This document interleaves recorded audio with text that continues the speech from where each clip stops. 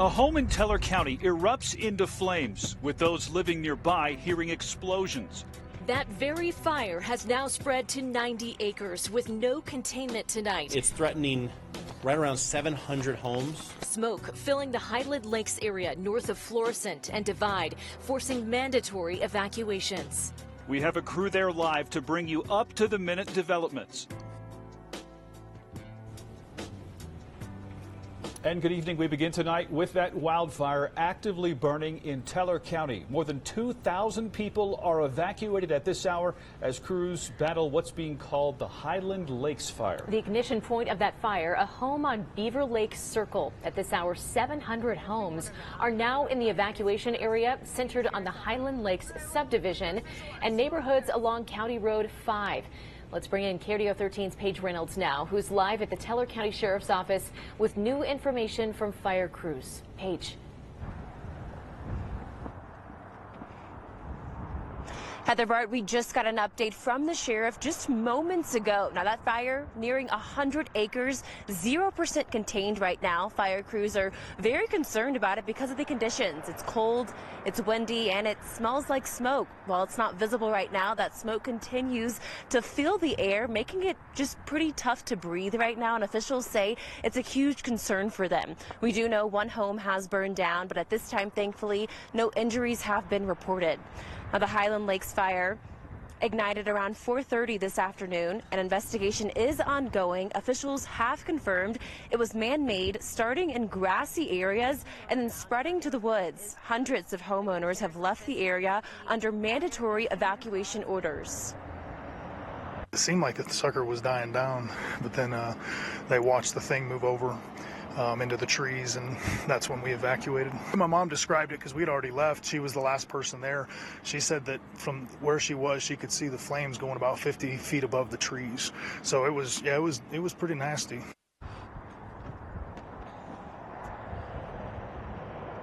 Shelter for people displaced by the fire is being provided at Woodland Park Community Church. That's 800 Valley View Drive. Large and livestock animals can be taken to the Teller County Fairgrounds in Cripple Creek.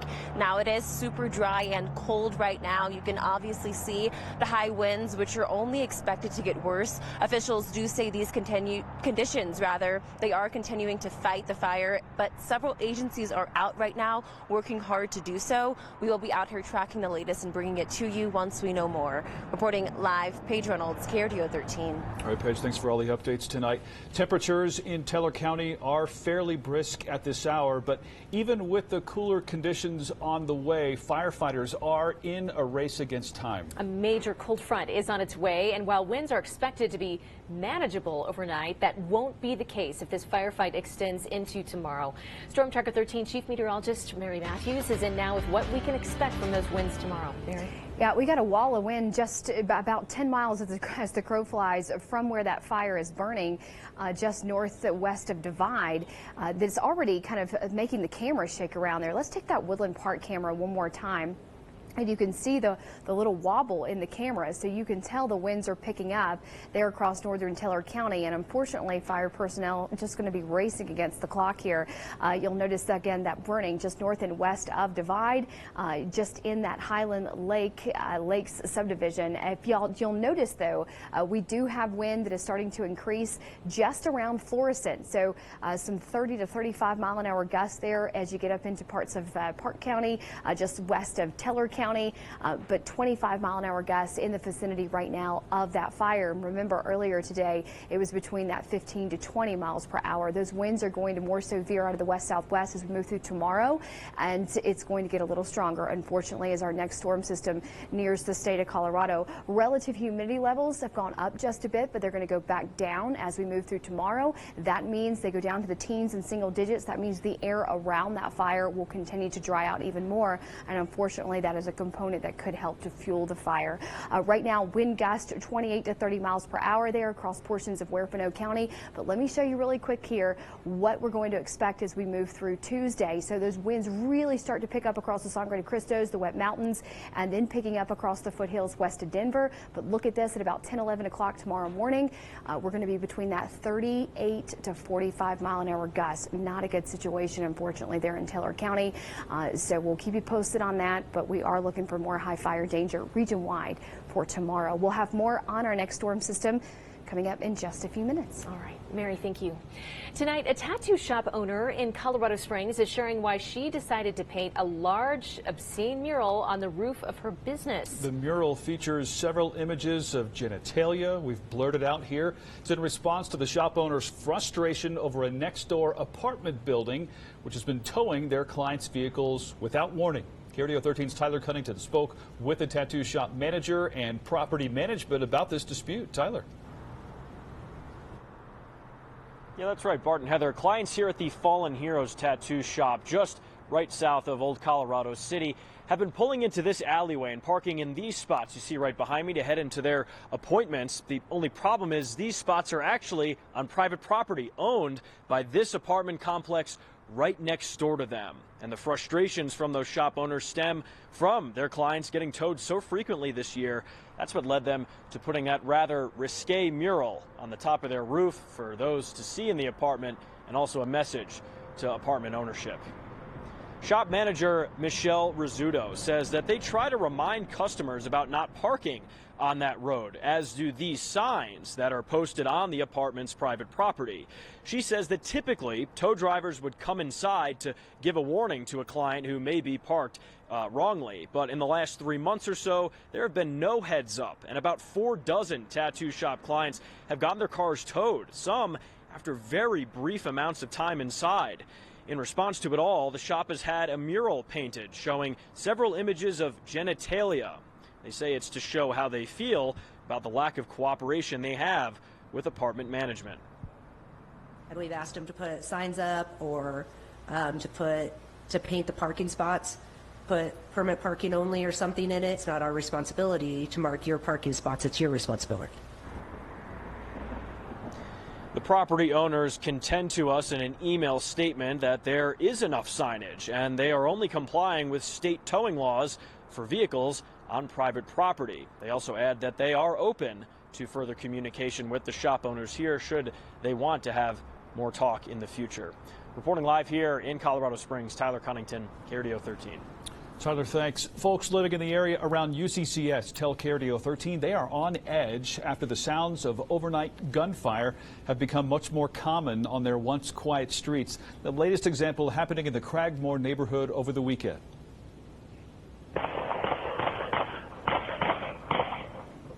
The sound of multiple gunshots and a car speeding away posted to social media. And it's not the first time Tiffany Jorgensen has written about shots being fired on her block. In fact, this would be the 7th such incident that her home surveillance has captured. This is very new. I would say the last 2 years, this has really shot up in intensity. And for us, it doesn't feel safe. It starts to feel not safe. Tiffany says she now lives in constant fear of a stray bullet coming through the walls of her home, a feeling shared by other neighbors we spoke to as well. It now has the family seriously considering a move. Colorado Springs police have collected spent shell casings after some of those incidents, but so far no suspects have been identified. This week should be the last involving overnight closures on I-25 between South Academy Boulevard and Santa Fe Avenue in Fountain. The major road construction has wrapped up along that stretch, and now smaller crews are putting the finishing touches on the widening project, one aimed at improving traffic and safety around Fort Carson access points. KRDO 13's Scott Harrison, the road warrior, shows us what drivers can expect now. The overnight lane closures planned this week for the I-25 project area here won't be nearly as extensive as they were this summer, when at times the entire highway in both directions was closed. Drivers have their fingers crossed that this project will end on Saturday, as CDOT expects. CDOT will alternate closing the left and right lanes of northbound and southbound I-25 from overnight Monday through overnight Friday. Crews will spend this week installing signs, applying final lane striping, and completing other remaining tasks. One benefit of the project is the addition of wider 12-foot road shoulders. Enhances the safety, allows for people that have vehicle troubles to pull off. It really helps with our emergency services as well, where our state troopers and police officers can pull off to the side and feel safe when they're having to do a traffic stop.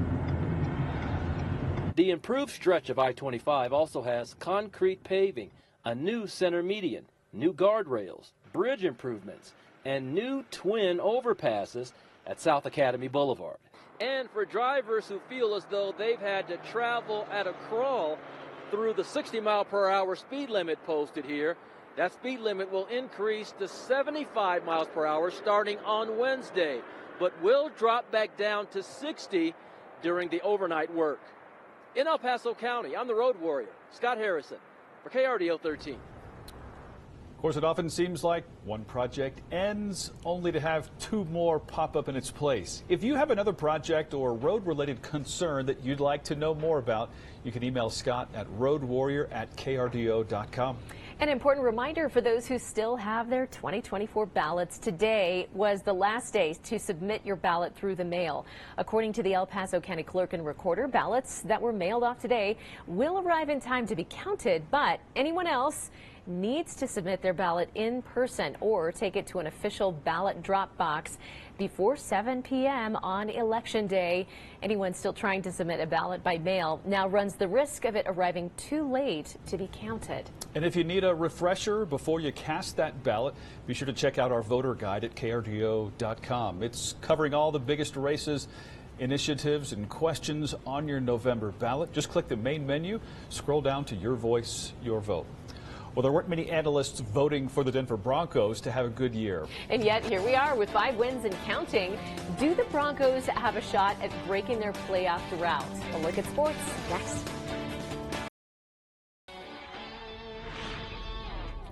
Hi, everyone, and thanks for sticking with us after the game. Welcome to a miniature edition of Sports Extra, a fun-sized edition, if you will.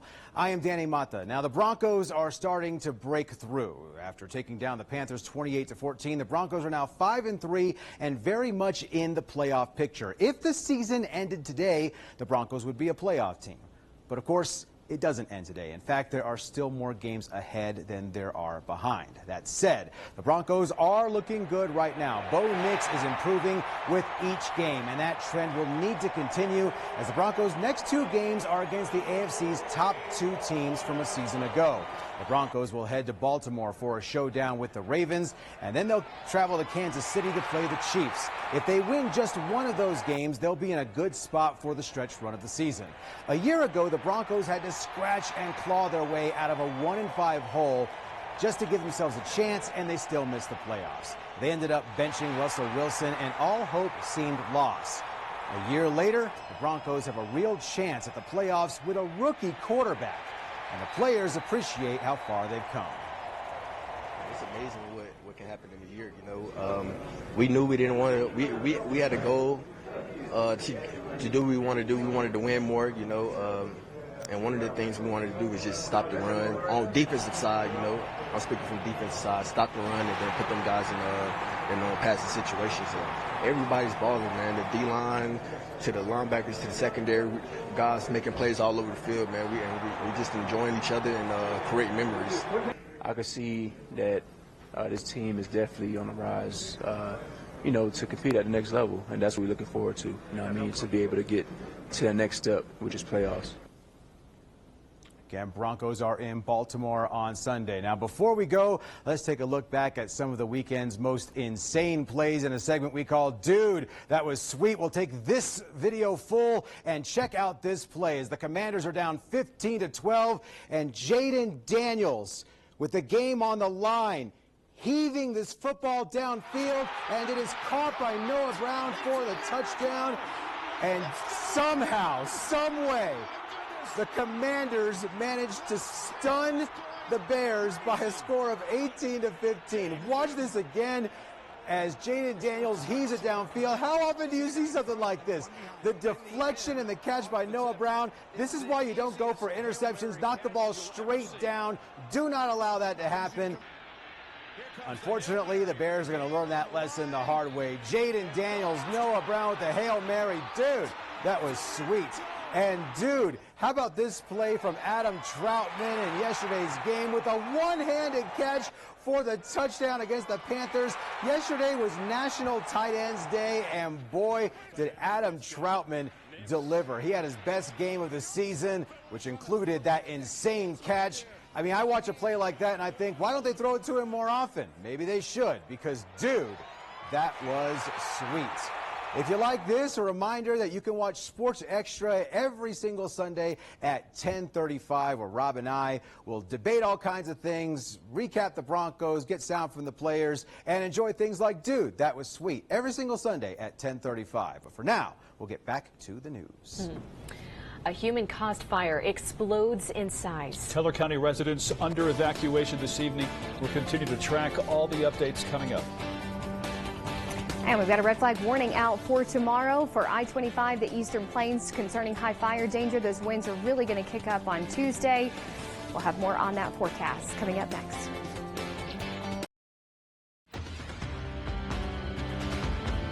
All right, we've been talking about this infamous cold front for the last few days now. I'm ready. Are you ready? Gonna get chilly. Tracking colder temperatures, though, we're going to first notice that tomorrow. So here's your trough of low pressure, okay? It's this big wave here that's blue and purple. So I want you to focus on that. So as we move through Tuesday, you can see where the blue part, that's the leading edge of the trough. As the first sign of some colder temperatures will be pushing into Colorado. And it's going to give us temperatures in the 50s and 60s for tomorrow. The purple color, that indicates more of those 30s for highs that we'll be feeling by Wednesday. So that low pressure sits right over the state by Wednesday. That cold front surges south Tuesday night and into Wednesday at the surface. So it is going to be a lot colder for us on Wednesday, and we'll have our first freeze watch of the season as a result. Now, before that system arrives, it's going to kick up our winds tomorrow, unfortunately. As I say unfortunately, because our surface is very dry. The air around the surface is very dry, relative humidity, and then you have the wind components.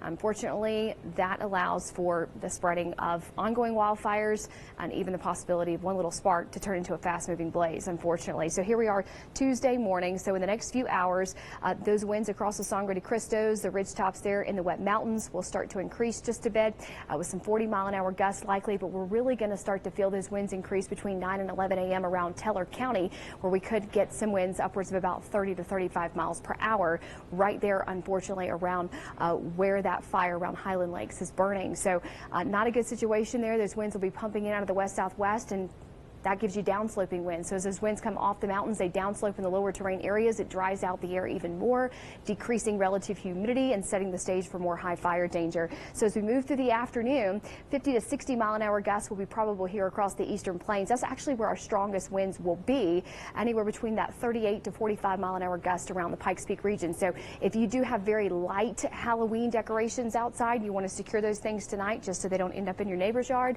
Probably best to do so, or just mean, maybe batten down the hatches just a bit more. Temperatures are in the 50s and 60s for the Pikes Peak region tomorrow. It is noticeably cooler as that first little push of cooler air moves into the region. You are going to notice some haze on the horizon because that system is going to be kicking up the winds, which will kick up the dust and the haze, and you'll kind of see that reflected on the horizon tomorrow. Temperatures in the 80s across the Eastern Plains. That front starts to surge south Tuesday night and into Wednesday, so the leading edge of the front pushes through, but the cooler air lagging behind that initial boundary. That's pretty standard. We will start to see a bit of a burst of rain-snow mix around Monument Hill and Douglas County anytime between 10 a.m. and noon on Wednesday. It's a burst, right? You get that lift from the cold fronts, that lifting mechanism, and it allows for a quick burst that might feel a little bit intense for the first few hours, and then we'll start to see that taper off quite a bit into the afternoon and evening, leaving us with some cloudy skies and some chilly temperatures with highs only in the 40s for the Pikes Peak region and 30s across Teller County for Wednesday. Now, Wednesday night, a freeze watch in effect for lower terrain areas. Remember, because that cold air is more dense. It's going to settle into the valleys, the Arkansas River Valley, and low-lying areas. It's going to find that path of least resistance, which is why you have the freeze watch for lower terrain areas. But overnight, Wednesday into Thursday, temperatures will take a nosedive into the teens and 20s. So it'll be our first hard freeze of the season. Then we go through Halloween. There's your little witch with the broomstick. Got some sunshine, clean sweep of the radar, and we will start to notice plenty of sunshine. Temperatures rebounding back into the 40s and 50s for Halloween, but still a chilly trick-or-treat forecast with temperatures just around the freezing mark as we move into 6-7 o'clock in the evening, but expecting dry conditions. Notice we do endure a warming trend by the end of the work week and even into the upcoming weekends. Yeah, it gets a little cooler by Sunday, and then look at Monday. There's that next system, 30s and 40s for highs. So two systems we've got to watch here. One coming through Tuesday into Wednesday, and the second coming through Sunday and into Monday of next week. So it is going to be still a chilly Halloween forecast, but I think we can handle that. Maybe a little bit of a base layer underneath those costumes, but nothing we can't handle here in Colorado. Do watch those overnight low temperatures into the teens and 20s around Rock Rimmon and Briargate Wednesday night into Thursday morning. All right, we'll be watching. Mary, thanks. Tonight, some 700 homes have been cleared out in the path of a major wildfire. Teller County residents northwest of Divide under evacuation this evening. This is a live look at County Road 5 where it splits off into Cedar Mountain Road. It's where they set up a roadblock. A lot of folks trying to get back to their homes, presumably to pack up. We're tracking the rapid developments next.